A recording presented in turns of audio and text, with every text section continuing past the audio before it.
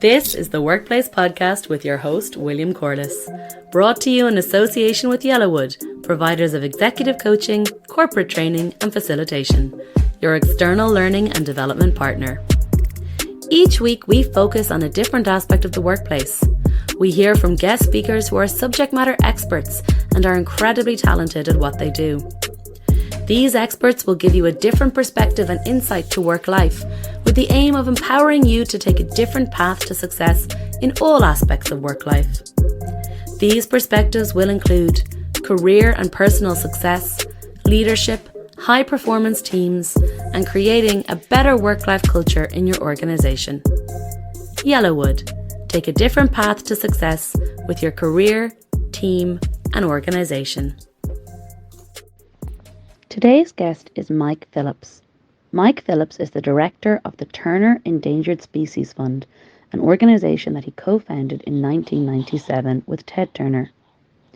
Mike is also a former Montana State Senator representing District 31, which encompasses parts of his hometown of Bozeman and the surrounding area.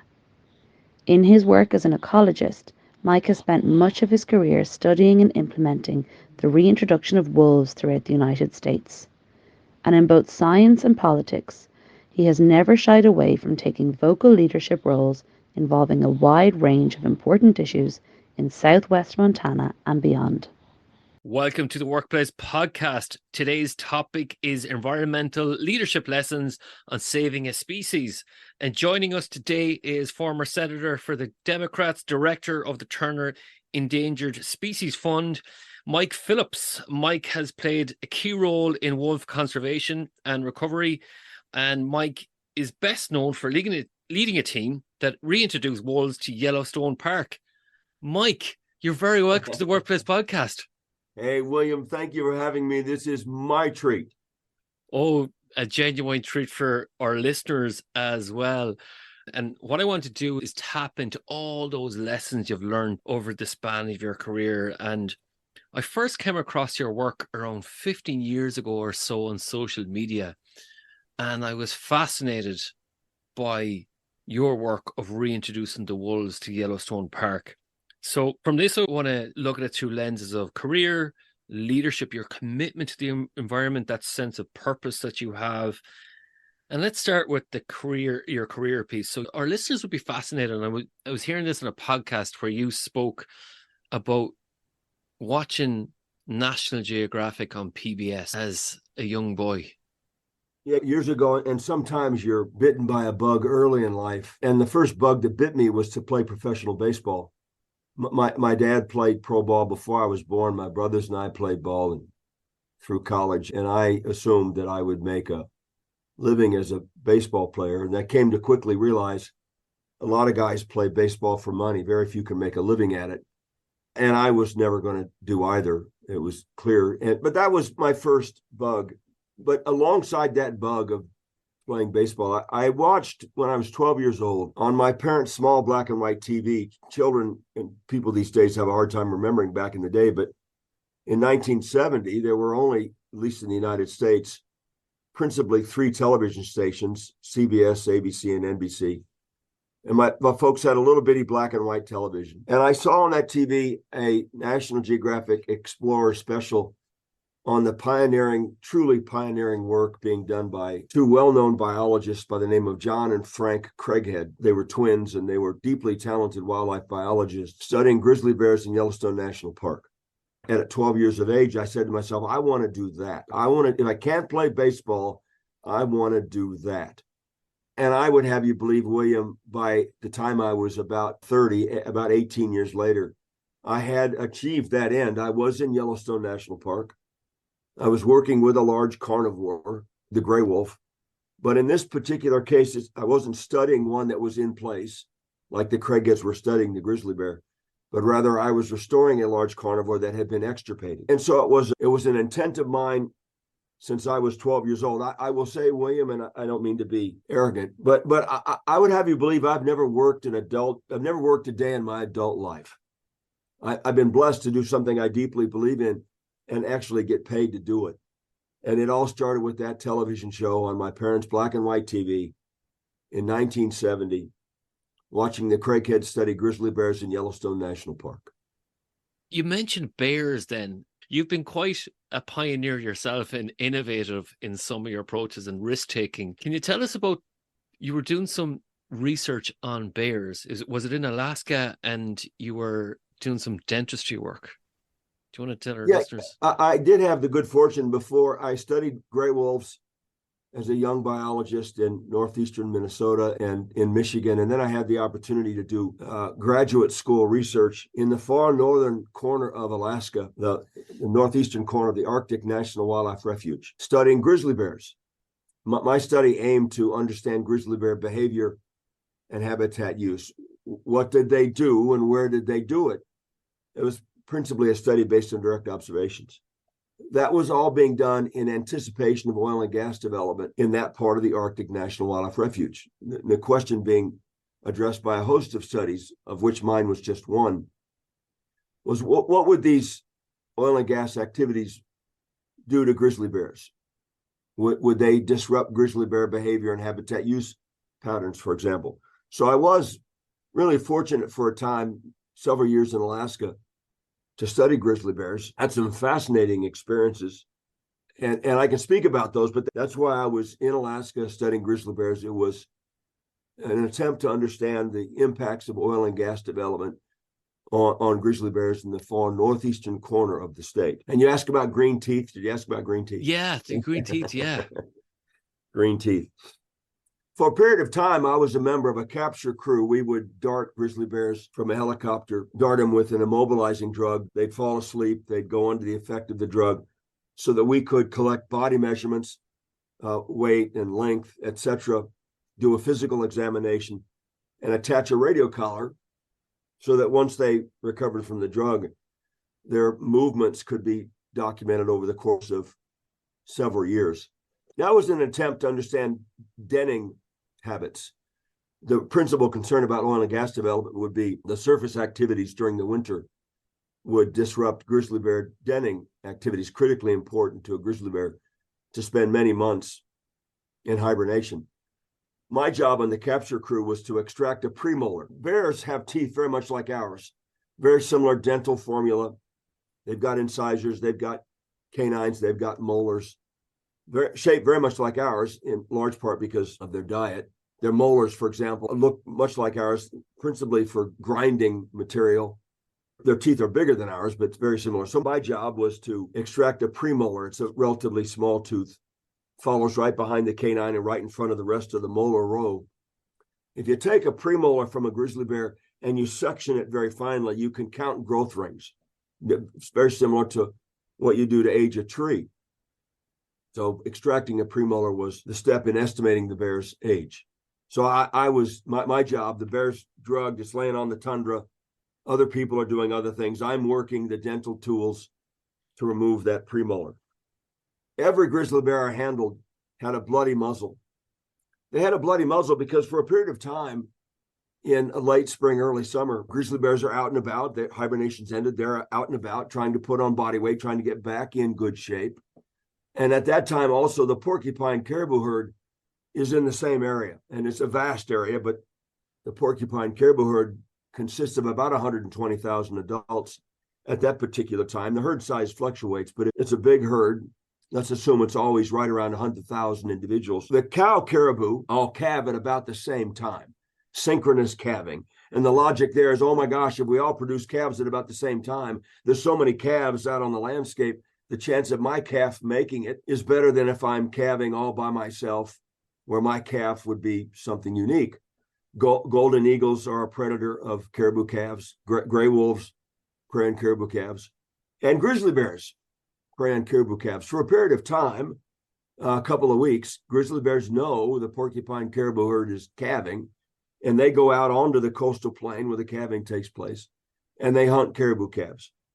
A caribou are a type of ungulate, a hoofed mammal, that give birth to what we can call followers. A caribou calf, in rather short order, 36 to 48 hours after birth, that caribou calf is a very capable traveler. They've got to be able to follow the herd. That's why we call them followers. Other ungulates, other hoofed mammals like deer, give birth to what we would call a hider. A deer fawn, right after birth and for an extended period of time, a deer fawn strategy is not to follow mom. A deer fawn strategy is to hide and give off very little odor. They're very good at hiding and being undetectable. Caribou calves are followers, and grizzly bears know this. So they know they've got a relatively short period of time where they can actually catch these calves and kill them. So I'm on the coastal plain. We're darting a bunch of bears.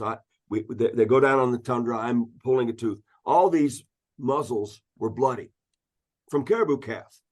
Killing caribou calves, the muzzles were bloody. You would think, oh my gosh, what a consummate predator. This big grizzly bear weighing 350 pounds is a consummate predator.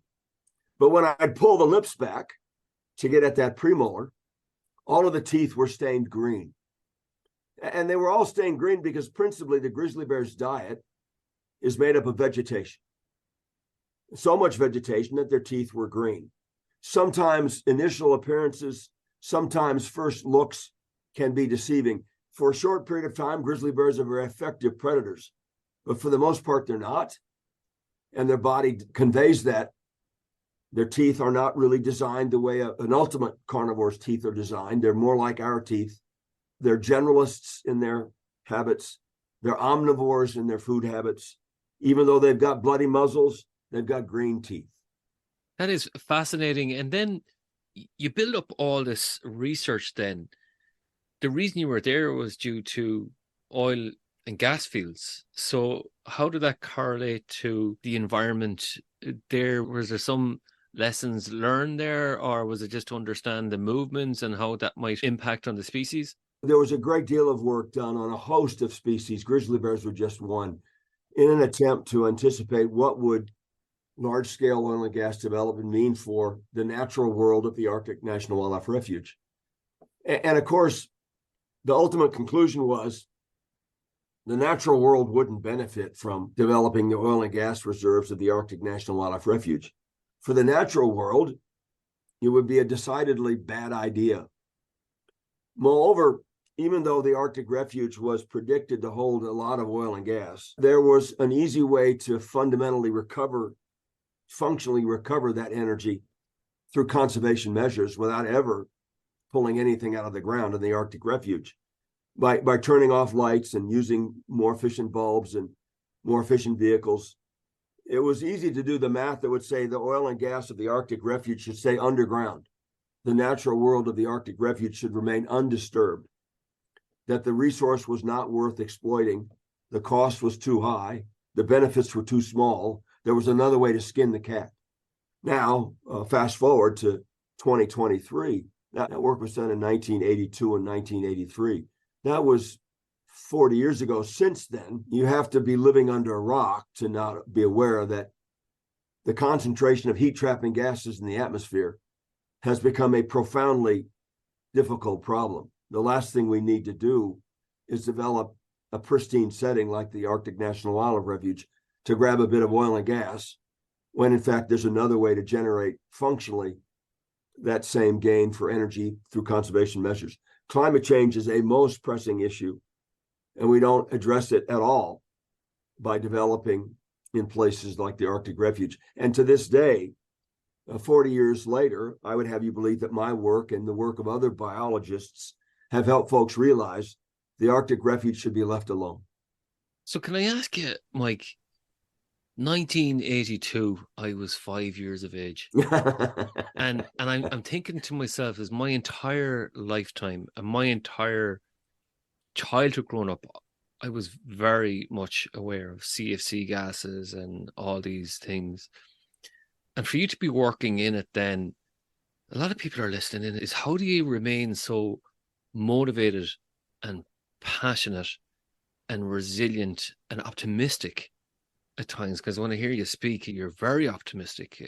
How do you maintain that despite you have all these people that might be thinking about being climate deniers, or even, as you say, the global warming that's happening at such a rapid rate now? How do you stay focused? Yeah, it's a great question, William, but to some extent, I'm motivated by the scale of the solution. Now, you might wonder, what the hell does that mean? For example, in the United States, I don't need to convince 240 million Americans that climate change is a problem. I need to convince a handful of decision makers. The scale of the solution is manageable. I need to convince a handful of decision makers. That's the scale that really matters, because most folks just follow along, at least in this country. Most folks are so willing to just follow along. Most folks don't vote. They're so uninvolved in the decision-making process, they don't even vote. Most folks in this country are so confused about what it means to be a good citizen. They would have you believe, if I cast a vote, I'm a contributing citizen. That's bullshit. That's absolute bullshit. The most important thing you can do to be a contributing citizen is cast an informed vote. That's a hard thing to do. For a period of time after I lost my first political campaign, I was a talk radio host. I was the lone progressive voice on a radio show known as Open Range on KMMS AM 1450. I was the lone. I love your radio voice. No, it was my radio voice. And one day we were bemoaning the lack of participation in a city council race for Bozeman, Montana. And I had this epiphany on air. And I'm going to come back to the scale of the solution for climate change, but this tangential story is useful. I had this epiphany on air because nobody voted in the Bozeman City Council campaign race. And I said, you know what? I said on air, I said, stay the hell home. I hope you don't vote. If I'm the only one casting an informed vote, I get to serve as a benevolent dictator. I can make the case that the best form of government is a benevolent dictator.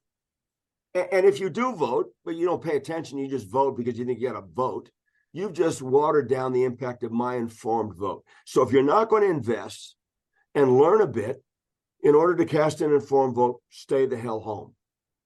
Now, hold that thought. Back to this notion of the scale. I don't have to convince a whole bunch of people.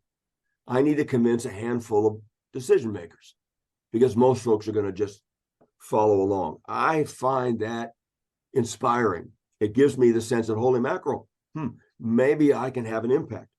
In 2009, when I was serving in the Montana legislature, I ushered into law the nation's most sweeping piece of legislation concerning geological sequestration of carbon. It still stands, I suppose, if we did a study, as the most sweeping state-based law in the United States about sequestering CO2 in deep geologic formations, geological sequestration of carbon. Because of that work, President Obama and his administration invited me to be part of a small group of state legislators working with then the United States Senate on sweeping green energy jobs and climate change legislation. At that particular point in time, President Obama was in office as a Democrat. The Democrats had a large majority in the United States House.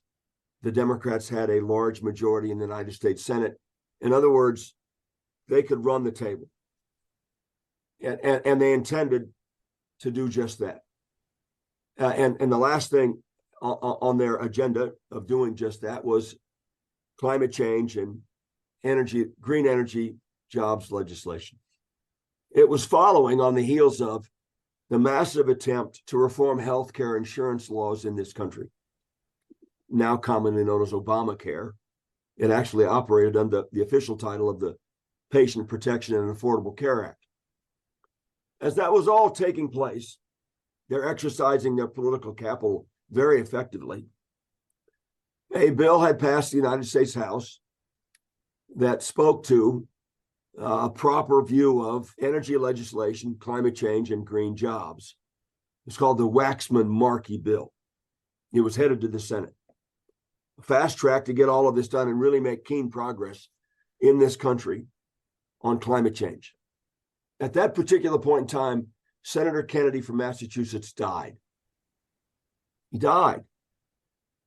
He had been a champion for his entire legislative career as a hallmark senator from this political dynasty, the Kennedys. of healthcare insurance and helping folks in need when they were ill. And he died. That threw a wrench in finishing the work of Obamacare. A further wrench was thrown into the process when, because Kennedy died, Massachusetts held a special election and the Democrats lost the seat. Oh my gosh, Senator Kennedy's being succeeded by a Republican. That turned the power axis in the United States Senate. Now the president had to make a decision. Do I finish Obamacare, or do I shift gears and move in the direction of energy and climate change legislation? We're not going to be able to do both because we don't have the lineup in the Senate that we used to have. We don't have the power we used to have. We can still get something passed, but we probably can't get both passed. President Obama made a strategic decision to work on the insurance issue, to work on passing what we all now know as Obamacare. They did that, but they had to have some Republican help in the Senate. That exhausted their political capital. There was simply not enough left in the political tank, not enough gas left in the political tank to do anything on energy and climate change. And in the very next election, Obama got his ass handed to him because the country was frustrated over aspects of Obamacare. The Democrats lost the Senate, lost the House. There's not been a serious discussion about climate change and energy legislation ever since. When I speak about being inspired by the scale of the solution, I'm talking about a handful of people. If Senator Kennedy had not died, they would have got Obamacare done and energy done. If we could have convinced a handful of Republican senators to get Obamacare done and do the energy work, it would have gotten done too. A handful of people make this world go round, not the billions of folks wandering around just following. That inspires me. I think it's fascinating to see all the various different aspects of why things work and those few people that have a lot of power, those key decision makers. And that's fascinating to hear how you have access to these people or have access.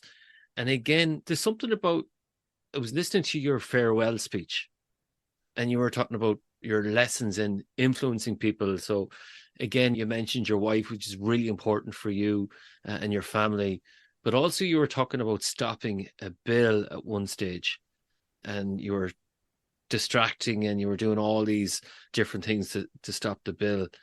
And there was some lessons then from that farewell speech that our listeners might be interested in. Do you mind going into that? Yeah. As I finished 14 years in the state legislature in Montana, I was honored, William, to serve 6 years in our state House of Representatives and 8 years in our state Senate. So I have lived for a time in the world of electoral politics, engaging in campaigns and winning campaigns. I've lost campaigns. I've won campaigns. I've been able to sit as a lawmaker, and I was intrigued by what I thought was good service. And I saw a lot of really bad service on both sides of the aisle, bad service by Democrats, bad service by Republicans. And mostly bad service was driven by a blindness on the part of individuals to understand that they really didn't know much. I think to be a good servant in the public sphere, there's value in being humble and recognizing at the end of the day, there's a lot I don't know. And if I admit that, it creates this ability to listen. And my fundamental message to my colleagues in the Senate as I left my time was to point out that what they knew was not enough to serve Montana well. I could make the case that what a U.S. Senator knows is not enough to serve the United States well. To serve well, you have to be desirous of understanding what it is someone else knows. That requires that you have this ability to listen. I am of this mind that the only way that ideas can truly compete is if people listen to one another. That's not an easy thing to do. It requires a degree of patience and a degree of humility that is not common in this day and age. And yet, listening and understanding is the only way that ideas can properly compete. And I would have you believe that any legislative arena, the Montana State Capitol, the United States Congress, they simply are great stadiums where ideas compete. And that's it. And if we're not mindful of the power of competition, then we don't do our best work. So I tried to impress upon my colleagues the need to listen to one another, because for the most part, they don't. And consequently, they serve their constituents poorly.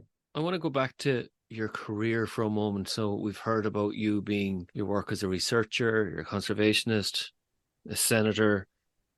And let's go back to your work as a researcher then. You took some very innovative or novel approaches to some of your research. So you did some grant proposals, and one included crossbows, female products, and some radioactive stuff. Can you, so back to grizzly bears. Yeah, dude, when I was young, in 1980, 1981, I didn't have funding for graduate research. I had to figure something out. It was before I had sunk my teeth into the Arctic National Wildlife Refuge and a study of grizzly bears to understand behavior and habitat use in anticipation of oil and gas development. That's eventually what I would do. We've talked about that. Before that, I was trying to come up with ideas that would generate some funding so I could do a study. And I had this notion back in the day, in the early 1980s, late 1970s, there was this old wives' tale that menstruating women should not hike in grizzly bear country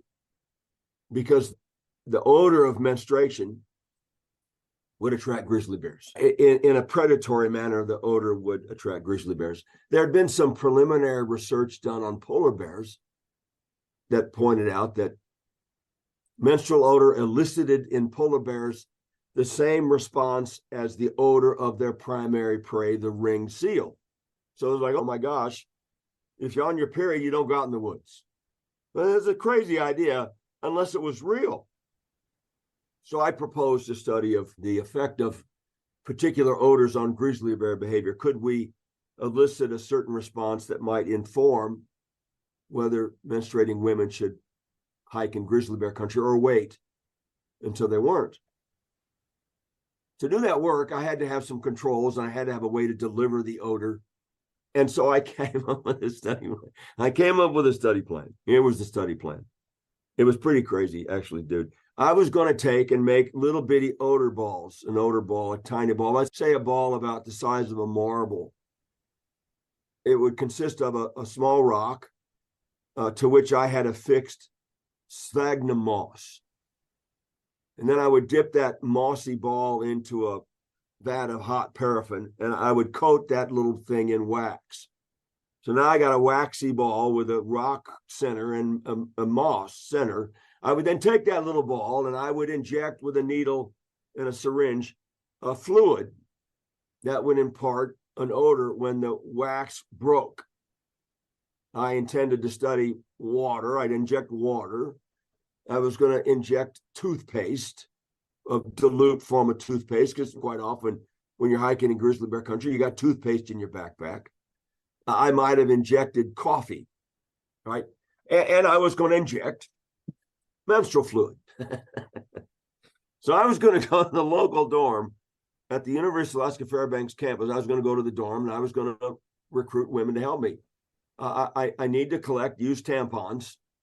I would then take those tampons and I would distill. It would be mostly blood, but I would distill fluid from the used tampons, and I would then have that fluid, and I'd put that in a syringe and a needle, and I'd inject it in a ball. So I got all these odor balls with various odors, including menstrual fluid.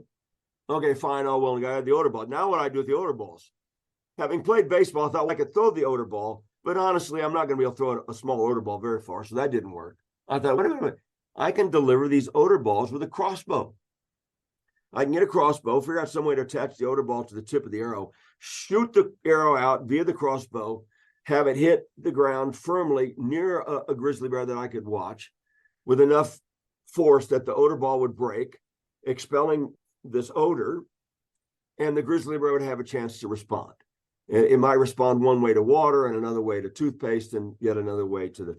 So the study design was to go recruit women who are on their period to let me have the used tampons so I could shoot arrows via crossbow at grizzly bears out in the woods. Now, to make all this really interesting, it would have to be done in a very remote setting. So I didn't want the bears responding to vehicles on the road. And so here I am in the deep backcountry of Alaska, shooting cross with odor balls at grizzly bear. It was a crazy ass design that was not funded. But nonetheless, I was celebrating imagination. Did you fall in love with your own idea there when you first come up with it? That's not where it ended. Shit, oh dear, man. Years later, when I was running the Red Wolf program, I was intrigued by this notion. How well would a captive-born adult red wolf adapt to life of self-sufficiency in the wild? So fast forward, that's the grizzly bear work, menstruating women and crossbows, and never got funded. So years later, I'm running the Red Wolf restoration project. Red wolf is a critically endangered large carnivore. The program I was running was the first attempt in the history of mankind to restore carnivore species that had been determined to be extinct in the wild. So it really was a historic effort. We're letting a lot of red wolves go to try to establish a wild population. We had to start with adult animals that had been born and raised in captivity. An adult male that was 4 or 5 or 6 years of age. That's all we had access to. There were no animals in the wild that we could move from point A to B. We had to start with captive-born animals. I was intrigued by this notion. How would they transition to life in the wild? They lived in captivity their entire lives. They had been fed their entire lives. Many of them had largely lived on kibble, dry dog food. How would they make the transition to learning how to kill deer again, for example, so that they were self-sufficient? And I thought it would be interesting if I could track their food habits on an individual basis. If I'm out in the woods studying wolves, I can pick up their poop. I can pick up their shit. Technically, it's called scat.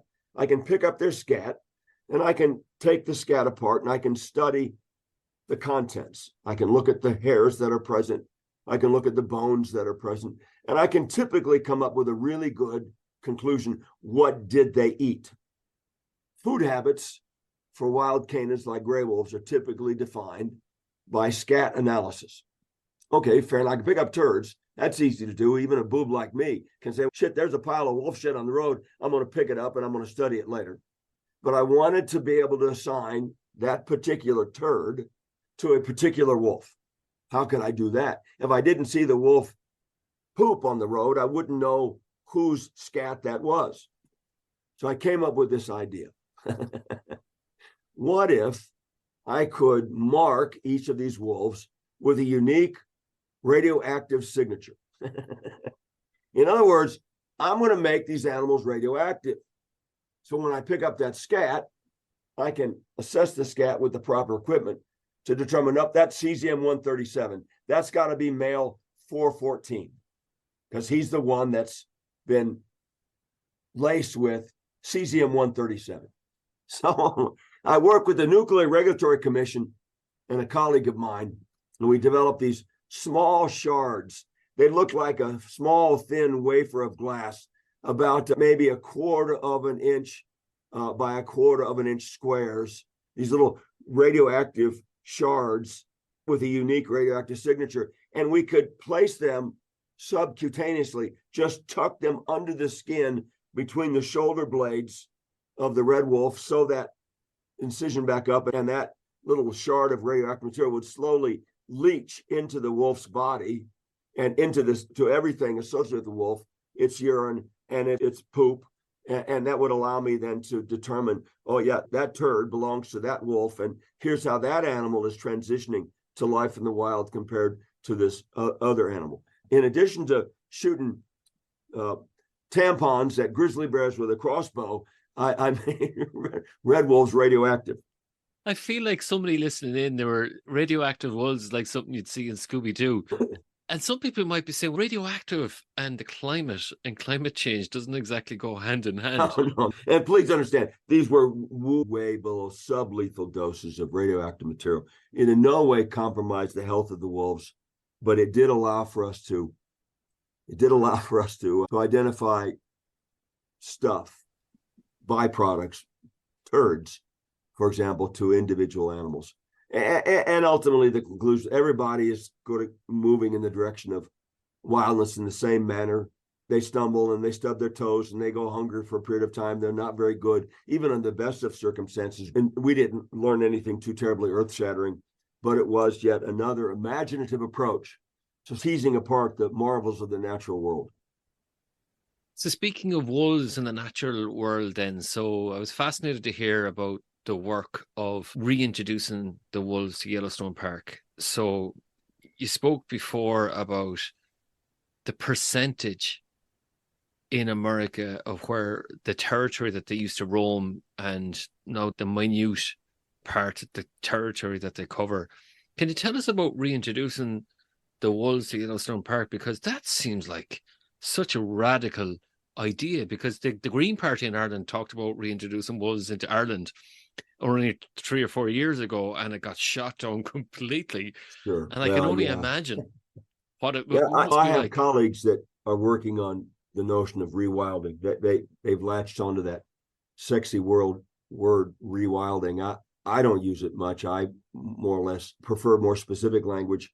I have now for 40 years been actively involved in projects that reintroduce imperiled species to restore viable populations.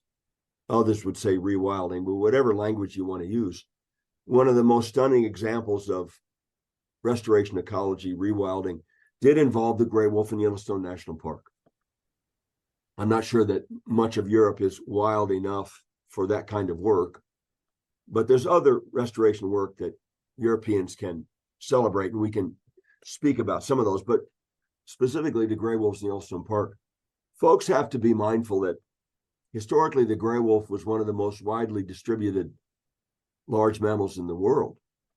In North America, for example, you could find gray wolves from coast to coast, east to west, and north to south. You could find gray wolves in the deserts. You could find them in the swamps. You could find them in the grasslands. You could find them in the mountains. Gray wolves did really well wherever there was large game that they could live on. Far north in the Arctic, all the way to central Mexico. And then starting in the 1700s, a war was waged on the gray wolf in North America that lasted 200 plus years and eventually drove the species to the brink of extinction. For example, in the continental United States, William, you took this wildly common large carnivore, the gray wolf, represented by hundreds of thousands of individuals in tens of thousands of families. And that's the principal social unit for a gray wolf, is a family. A wolf pack is just a family. A wolf pack is typically mom and dad and their offspring from successive generations. A wolf pack is mom and dad and a 2-year-old and a yearling and this year's litter of puppies. And so a wolf pack might be 8, 9, 10 animals strong, and is principally a family. Tens of thousands of families, hundreds of thousands of individuals until the war started. And by the late 1950s, the gray wolf had been completely eliminated from the continental United States, except for a few hundred individuals in the far northeastern corner of Minnesota. That prompted outcry, and ultimately the public responded by doing things like supporting Congress's passage of the Endangered Species Act, a federal law that's one of the most important pieces of legislation in the world for saving creation, for saving biological diversity, for saying we're going to stand in opposition to extinction. And we can speak more about that in a moment. But nonetheless, so by the mid-1970s, there was this groundswell of support for restoring the gray wolf to some parts of its original range where it had been exterminated, including at the top of the list was Yellowstone National Park, the world's most famous national park, the world's first national park, the park that gave rise to all the national parks around the world. Gray wolf should be restored to Yellowstone National Park. The idea was first really considered in detail in the mid-1940s by some forward-thinking biologists that said, holy mackerel, can't we put the gray wolf back in some spots like Yellowstone? And that idea sat there and incubated for decades, was resurrected again in the 70s by passage of the Endangered Species Act. And by the 1990s, it became actionable, it being the restoration of gray wolves to Yellowstone National Park. I was honored to lead that effort initially. I was the first project leader for restoring gray wolves to Yellowstone National Park. It stood, William, and I am not a person prone to hyperbole. I think specific and precise language is valuable to promote understanding. So I choose these words very carefully. It was the most significant wildlife restoration project in the history of mankind, it being the restoration of the gray wolf to Yellowstone National Park. It was a grand honor to be part of it. We built a program that made a lot of sense. We were always ahead of schedule and under budget, in part because gray wolves are very good at what they do. They can make a bad plan make it look good. It was an honor to be part of that effort early on. And it gave rise, the program is so significant in its own right, but it gave rise to yet another historic first. After I led that effort for a while, it captured the attention of a lot of important decision makers. President Clinton, for example, came and spent quiet time with me in the park because he wanted an up close and personal view of the Wolf Project. He wanted to see what all the hoopla was about.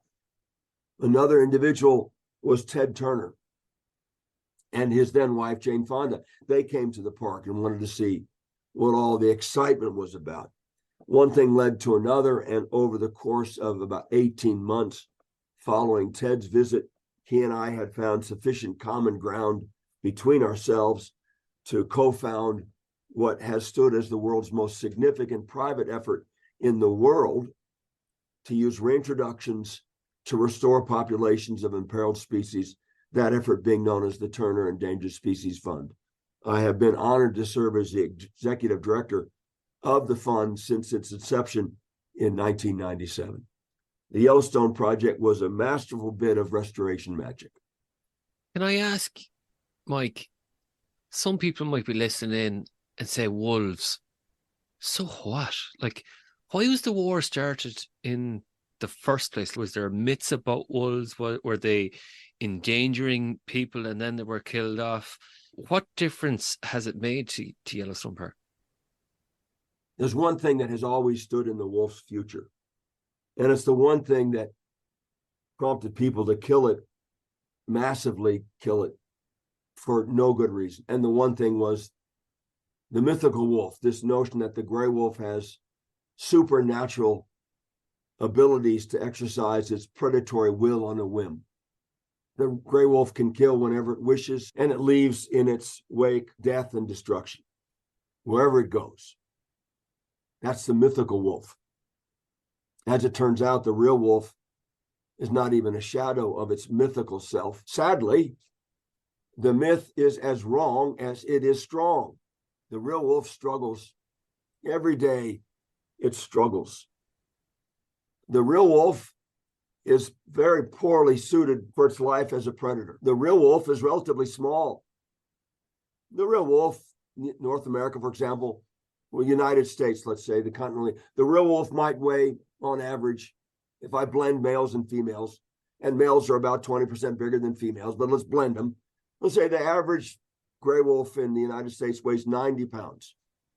The real wolf lives on big game, deer, elk, moose, bison.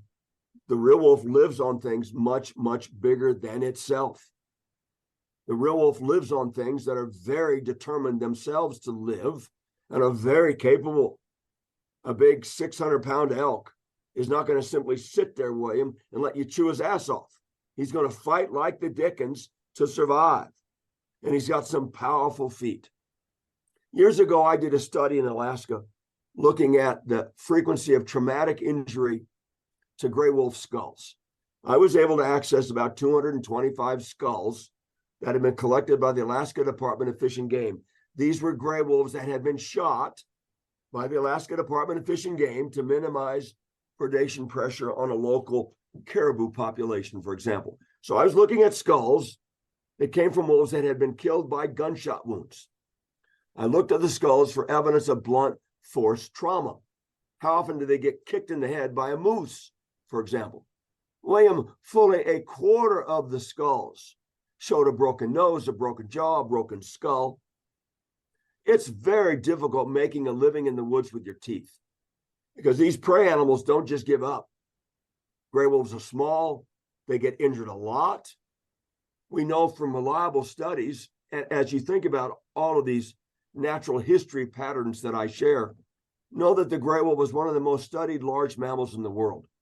When I speak about these patterns, know that they're defined by a large number of reliable studies. So here's an important pattern. Most of the time when a gray wolf hunts, it fails. 7, 8 times out of 10, that wolf comes up empty-pawed. They get hurt a lot. They fail a lot. They're not well suited to the task at hand because they're small. Their teeth stop growing. They break and they wear down. Their teeth don't grow forever. You're a beaver. You're a gnawing rodent. Beaver have ever-growing teeth. That's a really good idea if you're a gnawing rodent. Gray wolves don't have teeth that grow their entire lifetime. By about 10, 11 months of age, their teeth are as big as they're ever going to get. From that point forward, they simply get smaller or they break. They have all of these liabilities. It's very common in any wolf population that you study anywhere around the world. It's very common to note that starvation is an important source of mortality. The gray wolf's entire system is built on feast or famine. They go many days with no food at all because they're coming up empty-pawed. And then when they do have a chance to eat, they have this capacity to consume a large quantity of food all at once. Feast or famine. When you look at all of those liabilities, you think, holy mackerel, how is this real wolf even able to make it? And they are supremely successful. Here's how they make it. In light of all of those liabilities, they have 2 assets that overwhelm the liabilities. 2 assets. They are doggedly determined. They wake up every night and they go to work. And for a wolf, going to work means that she's got to put 7 to 10 pounds of food in her belly on average every day. Now, they go many days with no food at all, but on average, 7 to 10 pounds of food per wolf per day to maintain good health and the ability to be sufficiently vigorous to breed. 7 to 10 pounds a day. They're doggedly determined. They get up every night and she goes to work. And for a wolf, going to work means you go hunt. That's a great asset, this dogged determination. And the second asset, they are supremely social. They find great strength in numbers. Gray wolves are one of the most social mammals in the world. I said earlier, their world revolves around the pack is principally a family. There's non-family members in packs too, but there is no doubt the pack is a family. That's their unit of organization. That's how they make it. They find strength in numbers. They're supremely social. They're doggedly determined. Those 2 characteristics overwhelm their liabilities. And they are wildly successful because of those 2 things. That's the real wolf. The real wolf he's a grinder. The real wolf is a family man. That's not the mythical wolf at all. And yet people are gravitated to the mythical wolf. We gravitate in the direction of things that go bump in the night. Gray wolves don't go bump in the night. They quietly try to get from A to Z like any other wildlife. Ironically, and I've done this work for 40 years. I know this to be the case without doubt. Living with the real wolf, coexisting with the real wolf is a relatively straightforward affair that requires only a modicum of accommodation. Living with the mythical wolf is an impossibility. And it's the mythical wolf that tends to attract too much attention. Can I ask about the data then and what that suggests about the danger to people? Is it like 15%, 5%, minus 0.005? What is it? What's the percentage of wolves that actually might attack a human? Oh, gee whiz, there's no discernible threat by gray wolves at all. And it's really weird. It's really weird. If they were a threat in any measurable way, you'd know it. Gray wolves are abundant in certain parts of Europe. They've always been in northeastern Minnesota. They've always been in Canada. They've always been in Alaska in healthy numbers. And yet, over the long sweep of time where we've paid attention, say 100 years, there's virtually no verified, reliable accounts of gray wolves attacking people. I know of one case in rural Alaska And this is very sad. And the data suggests that these wolves preyed upon her. She was jogging in a remote part of Alaska, and she came across this group of wolves, and they killed her. That's the only reliable account that I know of. Now, you think about that for a moment. Why is that the case? Cougars represent a threat to people. A cougar will kill you, a mountain lion. Black bears have killed people and hurt people. Grizzly bears have killed people and hurt people. Moose have killed people and hurt people. Lots of wildlife can hurt people, not gray wolves. A couple of things to take away from that. Why would that be? It may have to do with their sociality. Gray wolves are so supremely social. They're looking for connections. Now, you can also register this fact. Gray wolves are the stock for all domestic dogs. It is fair to conclude in this day and age that dogs are wolves among us. And we do so well with dogs, in part because they're so very willing to accept us. They find us as acceptable compadres, acceptable companions. They're intimate with us. Dogs are wolves among us. When you go back into the archaeological world and think about domestication of animals, there's no doubt the first domesticated animal, not in form necessarily, but certainly in function, the first domesticated animal was a gray wolf. If you go back to archaic peoples, hunter-gatherers kicking around 3,000 years ago, there is no doubt that they had a collegial, mutually beneficial relationship with gray wolves.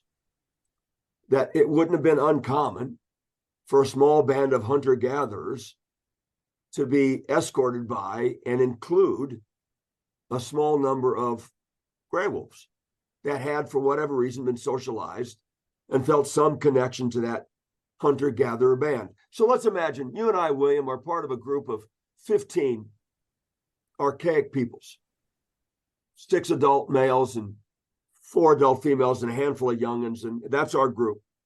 And we live the transitory life of a band of hunter-gatherers. And we've got a 10-year-old and a 12-year-old and a 14-year-old. And what do? What do kids that age do back in the day? They wander around the wilds and entertain themselves, right? That's what kids do. I promise you those kids would know where the local wolf den was. And so one day they got nothing else to do. They go into the den and they fart fiddle around and come back with a puppy. Because why not? Puppy's cute. I can carry it. It's warm. It's manageable. And I keep that puppy around, and pretty soon that puppy's 6 months old, 9 months old, and hasn't left.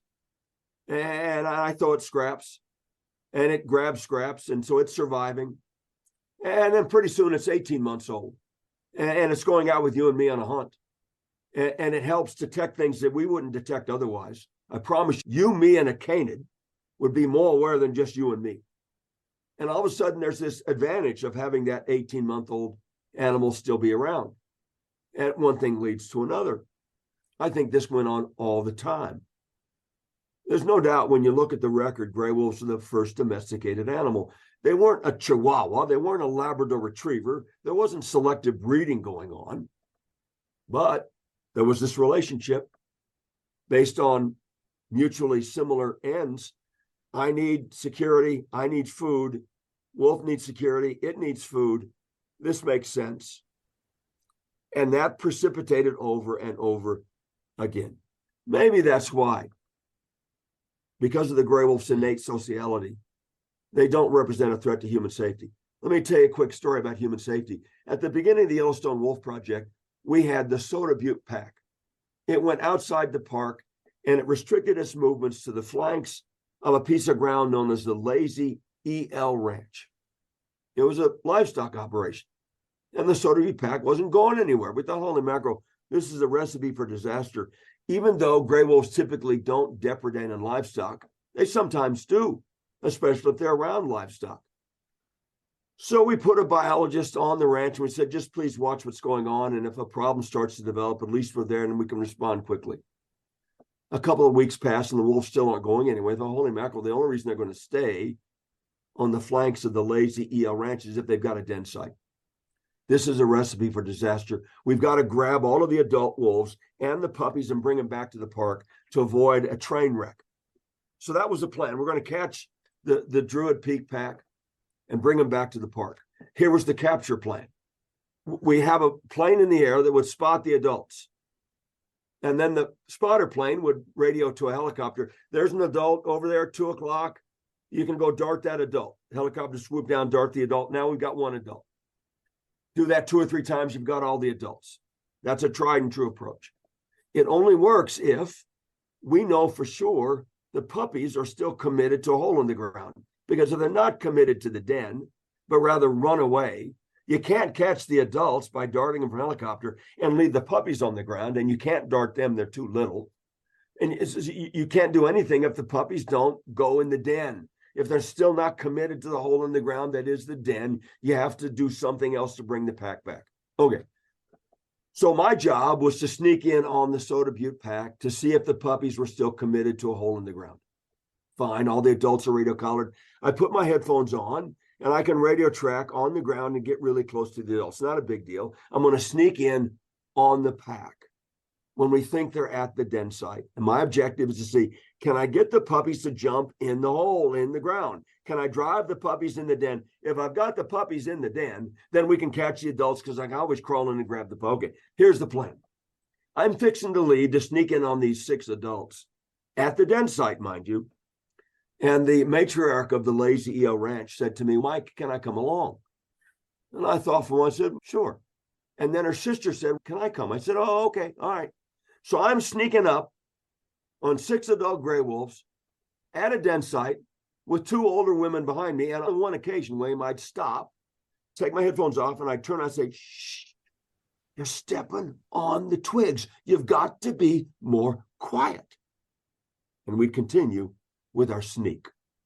William, we got within 10 feet of the adults before they knew we were there.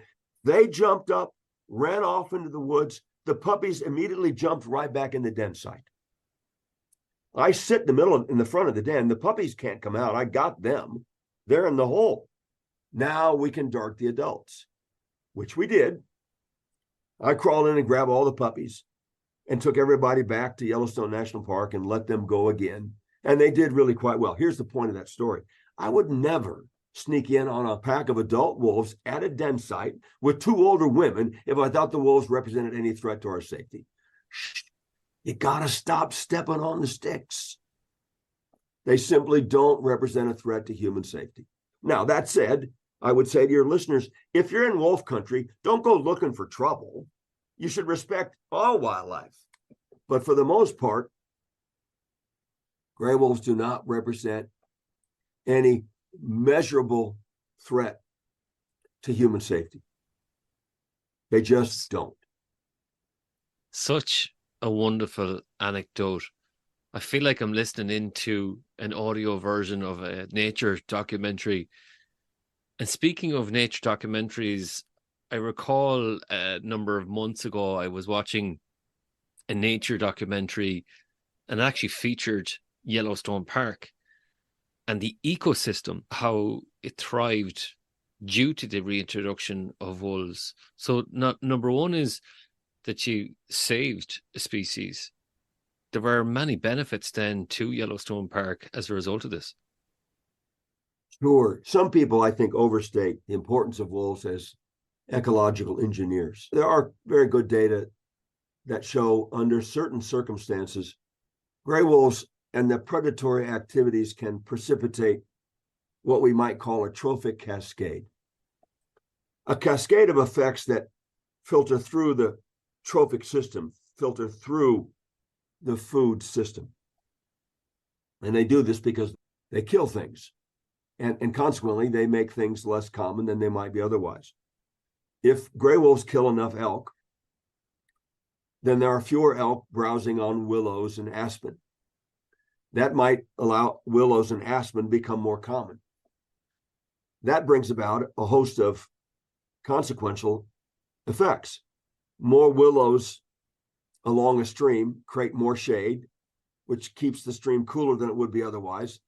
improving habitat for cold water fish like cutthroat trout. More willows and aspen provide more useful habitat for small birds. So they are able to do better. And this is the whole notion of a trophic cascade, that predatory activities can create consequences that filter through the whole system. There's no doubt that in some cases that is absolutely what happens as a consequence of predation. There is clear evidence from Yellowstone National Park that when gray wolves were added to the carnivore guild as just a collection of carnivores in an area, before gray wolves, the carnivore guild of Yellowstone was pretty rich anyway.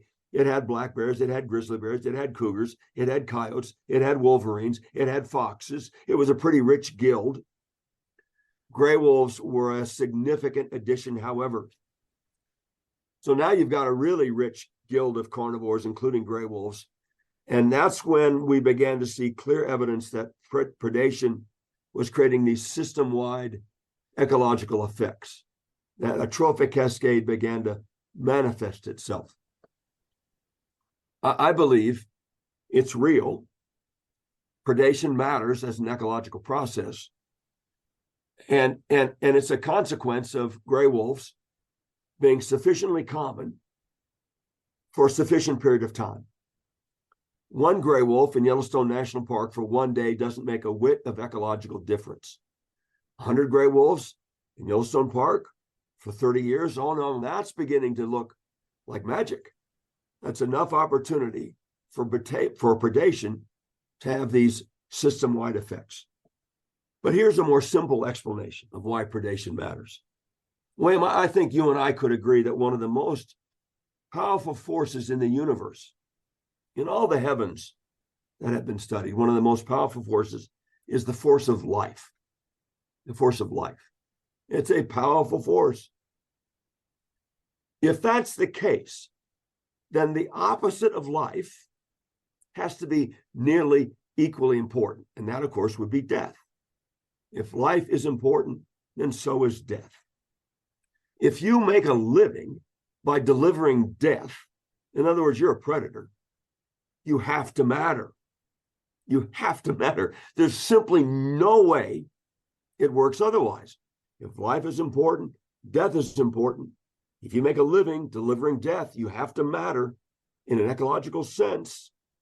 William, when you look at the wondrous diversity of life all around you, go outside your office and look at the wondrous diversity of the natural world, most of that diversity is a consequence of everything trying to stay one step ahead of death. Right? It has to matter. Of course, gray wolves matter. Of course, they have the capacity to be great ecological engineers. They deliver death in order to survive. That has to matter in an ecological sense. That's the fundamental notion behind trophic cascades. But for it to operate, gray wolves have to be sufficiently common for a sufficient period of time. A small number of wolves for a short period of time anywhere doesn't make a whit of ecological difference. A good number of wolves in an area for a good amount of time, that begins to feel like ecological magic of the finest kind. So, Mike, I want to move now to leadership lessons. And I think the messages you've delivered and the nuances there of the small things that can make a big difference is what this podcast is all about. So I often talk about your project when I'm teaching certain workshops on organization systems and culture, because it's interconnected. And do you have an understanding of your own leadership presence and leadership insights and how you've led these teams and your work? Is there something that you could share with our listeners here on leadership? Yeah, there are certain things that have made a difference for me since I was little. I don't believe there's value in overstating. Quite the contrary, I would rather accept my shortcomings firmly inside my own head and recognize that really what I have to offer is a willingness to try. That's all I can guarantee. I can guarantee effort. After that, William, lots of things affect an outcome. Nothing has to affect my willingness to try. There's value, I think, in this notion of under-promising and over-delivering. There's value in this notion of not expecting your teammates to do anything you wouldn't try to do yourself. I've got some teammates that are deeply talented, and they can do things that I would never be able to do, but I'd be willing to try. I don't expect them to do things that I wouldn't do myself. I wouldn't expect them to work harder than I work. I think there's value in leaders being early to arrive and late to leave, and being more committed to the cause than anyone else, very quietly. I think there's value in not celebrating fanfare. I don't think there's a great deal of value in spending time celebrating what I've done. I'm more interested in what I'm going to do. A lot of people get wrapped up, I think, with all the wrong things, and consequently, they don't listen well. They don't acknowledge their own shortcomings, and that goes back to my farewell speech in the Senate. What I know is not enough to serve well. I have to know what you know. I think the Turner Endangered Species Fund, my team, has been very good at following these very simple notions. We over-deliver. We don't care about credit. We don't make promises we can't keep. Tell me a little bit more about your work then with the Turner Endangered Species Fund.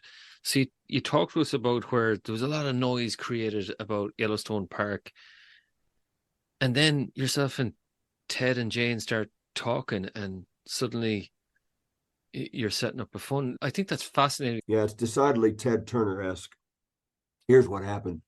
Ted and Jane came to the park, and they wanted to see all the fuss. We had a great day. And they left. And about 2 weeks later, I get a phone call at night. I'm at home with the kids, and they're giving me a hard time. And I answer the phone rather rudely. Hello. And this woman on the phone, she said, "This is Mike." I said, "Yeah, it's Mike." She said, "Mike Phillips." I said, "Yeah, it's Mike." She said, "Oh, this is Jane Fonda." I said, "Oh, Jane." She was. She said, "We want you to talk to some of our teammates here. We'd like to organize a visit for them to come." I said, "Great." She put them on the phone, and we organized a visit for some of their staff from the Turner Foundation to come and visit the project. And when we finished, I said, "Can you please put Miss Fonda back on the phone?" And they did. And I said to Miss Fonda, "Thank you so much for engaging. And I really didn't think that you and Ted would be able to do anything, but thank you." And honestly, William, she said to me, this is back in I get my years mixed up. It would be 1994. She said, "Mike, ask and ye shall receive." I said, "Fair enough." Okay. So the staff came and we talked about things and imagined that maybe the Turner Foundation would be able to provide some grant money to the Yellowstone Wolf Project. That was very nice. And that ended. I would prepare a proposal, and no big deal. I'm sitting at my office a month or two later, and the phone rings, and I answer the hello, and there's this guy on the other end of the phone yelling at me, "Mike!" I said, "Yeah, this is Mike yelling." So "This is Ted." "Oh, Ted, hey, Mr. Turner, what's up?" I said, "Mike, I want you to come to the Flying D Ranch. I want to have lunch together." Flying D Ranch is one of Ted's properties outside Bozeman, Montana. So it was close to Yellowstone National Park. So I said, "Sure." So I drove from the park to the Flying D Ranch and had lunch with Ted. And Ted said, "Mike, I just bought Vermejo Park Ranch in northern New Mexico and southern Colorado." Vermejo Park Ranch is really big, William. It's about 1,000 square miles. It's about a quarter of the size of Yellowstone Park. It's a big piece of private ground. And Ted wanted to restore gray wolves to Vermejo Park Ranch. He was so excited by the Yellowstone Wolf Project. He said, "Mike, I want you to restore gray wolves to Vermejo." And I studied Vermejo and over the course of the next couple of weeks. And I got back to Ted and I said, "Ted, Vermejo is a fine piece of ground. Congratulations for owning it. There's a lot of wonderful conservation work that you can do there, including some really fascinating work on behalf of rare and vanishing species. But it's too small for a gray wolf project. Gray wolves need access to millions and millions of acres of public land, and Vermejo's not that.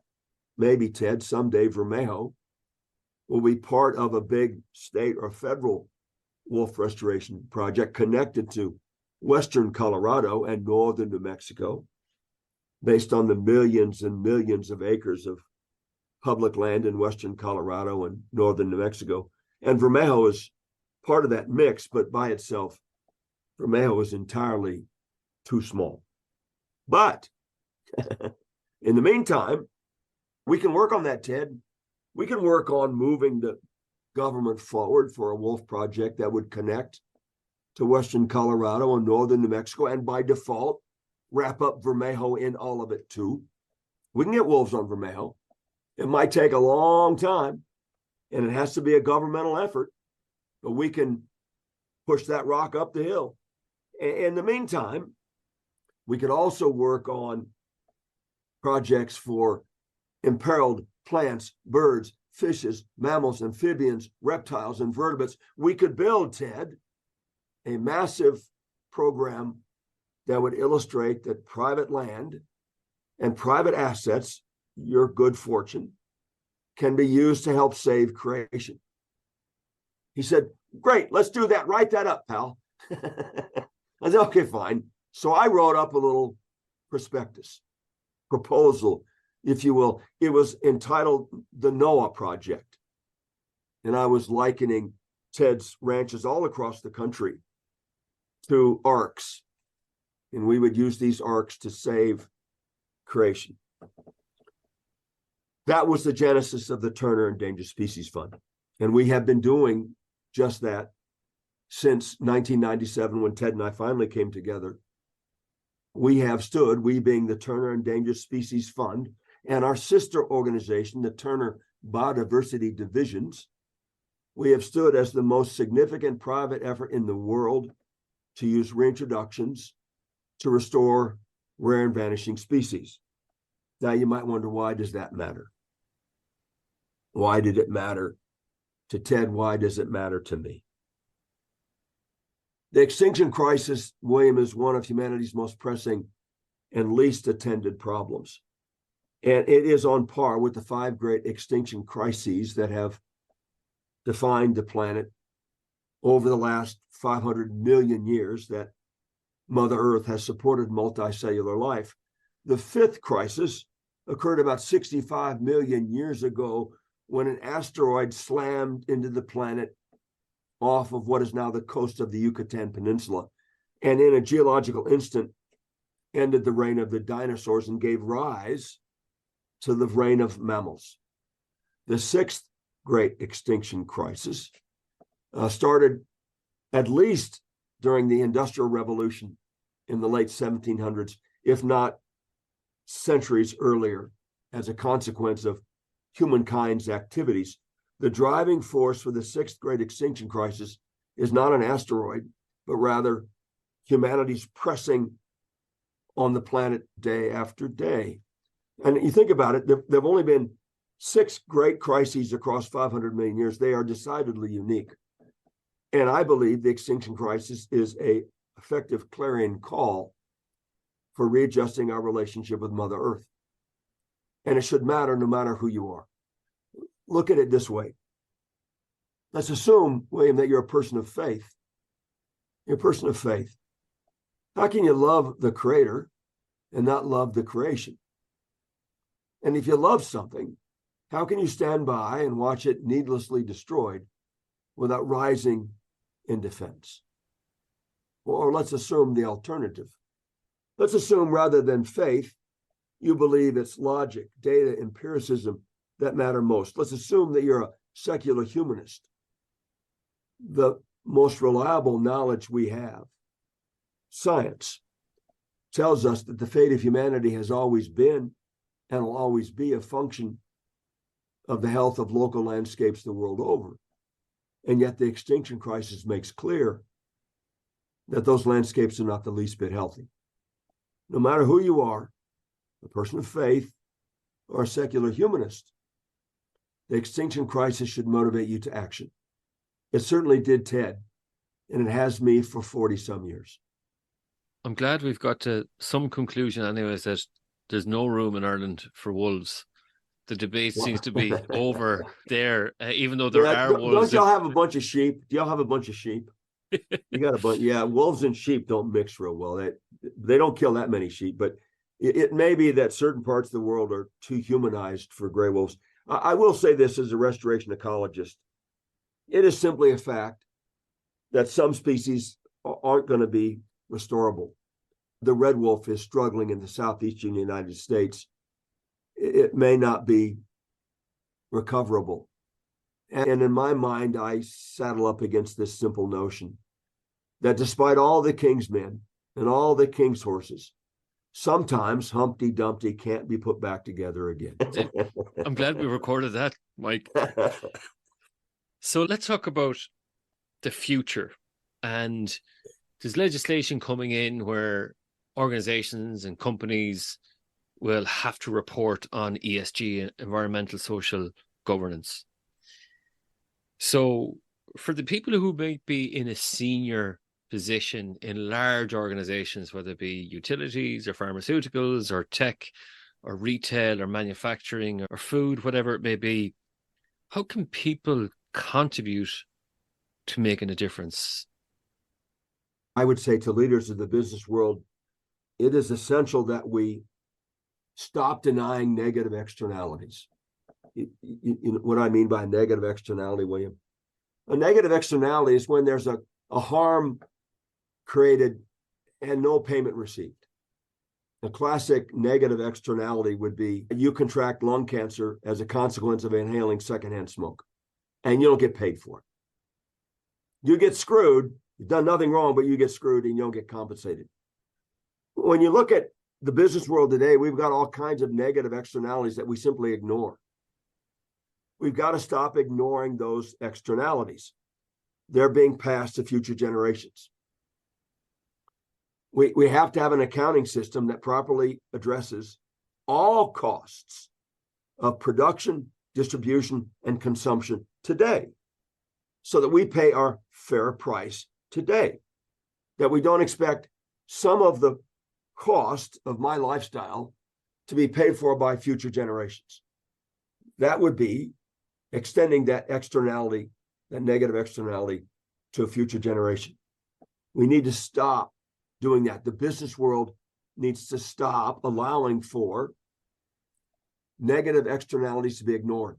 They need to be accounted for today, so we're dealing fairly with all of the consequences, both positive and negative, of producing, distributing, and consuming goods. In other words, living. And in the process of doing that, we need to acknowledge that Mother Earth is a finite system. There's only so much of her to go around. And we have to stop abusing her and be more inclined to restore her. In other words, we need to abandon an extractive mentality where negative externalities are ignored in favor of a restorative mentality where negative externalities are accounted for today. There's no other way to be fair. And I don't know who would argue that unfair makes more sense than fair.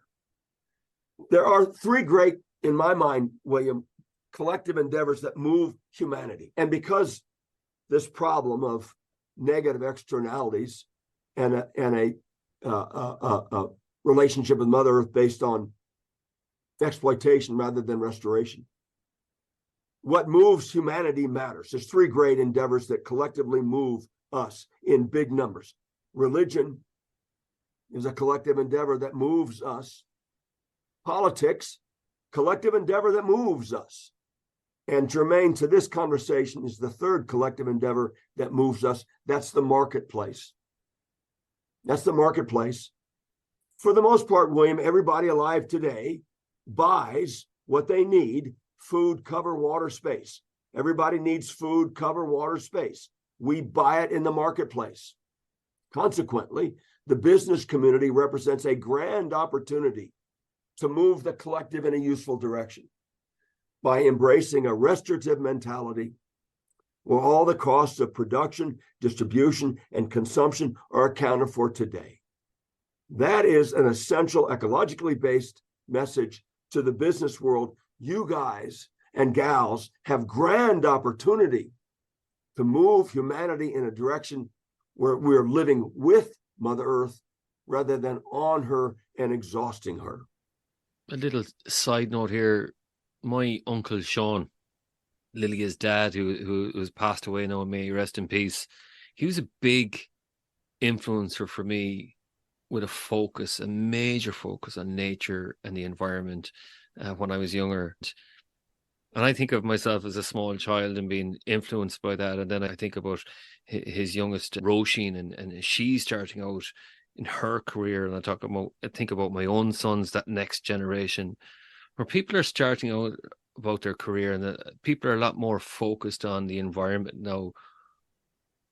What advice would you give them, A, about careers, and B, about conserving the environment? Yeah, I would agree with your premise that we live in a world of ecological illiteracy. Most folks don't understand the basics of how the planet operates. They don't understand that nutrient cycle and energy flows. They don't understand that the biosphere is fragile. They look to the sky and they think to themselves, oh my gosh, how can CO2 matter? The sky goes on forever. In fact, the atmosphere is a rather thin envelope around the planet that has been significantly changed as a consequence of humankind activities. People struggle with the scale of nature, and so they get confused, and this confusion promotes illiteracy. They struggle with the small scale of nature. They struggle with the large scale of nature. And so we're surrounded by confused people. Confused people don't make very good decisions. But this goes back to my sense of optimism about climate change. I don't have to necessarily educate 7.5 billion people. I got to educate the small fraction of those who are decision makers. There's one thing that we can say about humankind without the least bit reservation, and that is we are decidedly tribal people. Humans are tribal. It's one of our great strengths. It's one of our great weaknesses. But by the very definition of being tribal, it means that there's a couple of decision makers, and mostly folks are followers. We have to make sure that our decision makers are gifted in the ways of the natural world so that they understand, oh, really, the atmosphere is a thin envelope and has been violated. And consequently, we need to address heat trapping gases in the atmosphere with vigor, or we're going to create a planet that will be largely uninhabitable for billions and billions of people. That simple fact will create desperation. And desperate people do desperate things. Consequently, there'll be more and more civil unrest because desperate people do desperate things.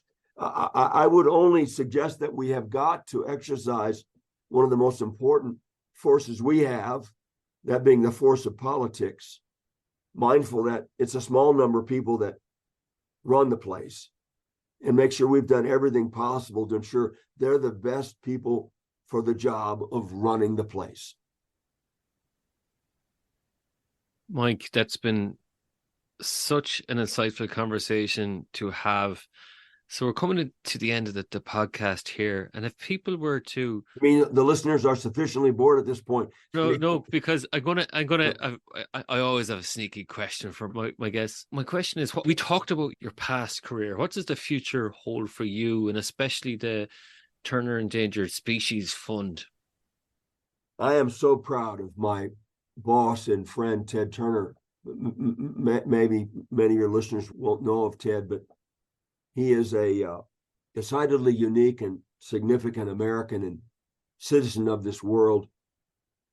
And he intends to have impact long after his earthly existence has ended through his estate plan. And Ted has hard-earned good fortune. So we have the opportunity to do good based on Ted's good fortune.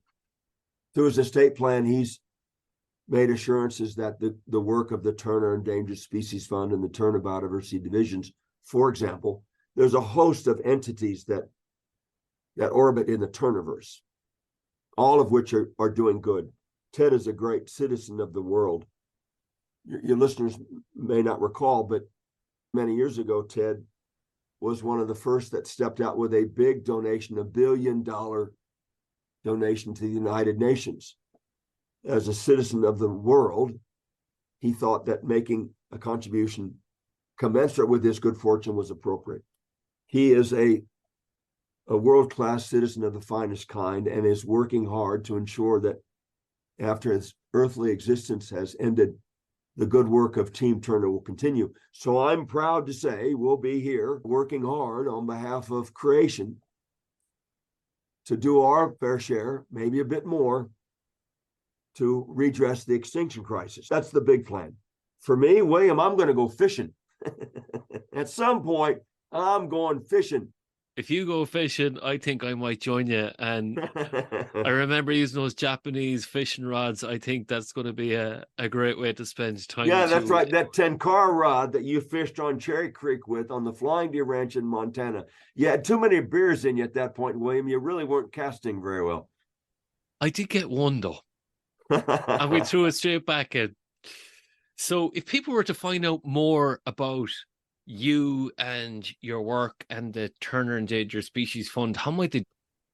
Well, as of yesterday, I would have said, gee whiz, go to our website, TESF.org. However, as luck would have it, we're doing a redesign, so the website is offline. But Ted is such a notable figure and a beautiful individual in all ways that matter, along with his family.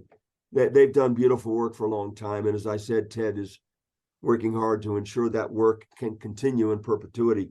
You just Google Ted Turner and websites will pop up, the Ted Turner website, and it speaks to a lot of the great work done by Team Turner. And then that's how you can find what we've done and what we intend to do.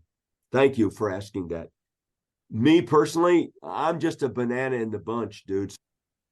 Mike, it has been a pleasure having the time to speak with you again. It's such a pity it's not in person like last time.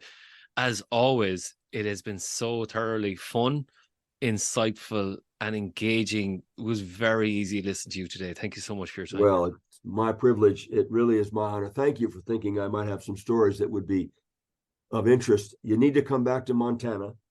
I will provide some really good scotch. I don't mean to offend your Irish background. I'll provide some good scotch. And we will fish Cherry Creek once again and have too much fun, pal. Appreciate that. Thanks a million, Mike, for joining the Workplace Podcast. You bet. My pleasure. Thank you so much. Thanks for listening to the Workplace Podcast with your host, William Corliss.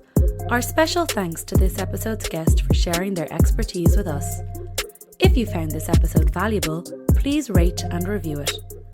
For updates on future episodes and to get in contact with us about any workplace topics, please follow Yellowwood on LinkedIn and Twitter at Different Paths. As always, you can head over to yellowwood.ie for any other information. Yellowwood, your external learning and development partner, provider of executive coaching, facilitation, and training. Take a different path to success with your career, leadership, team, and organisation.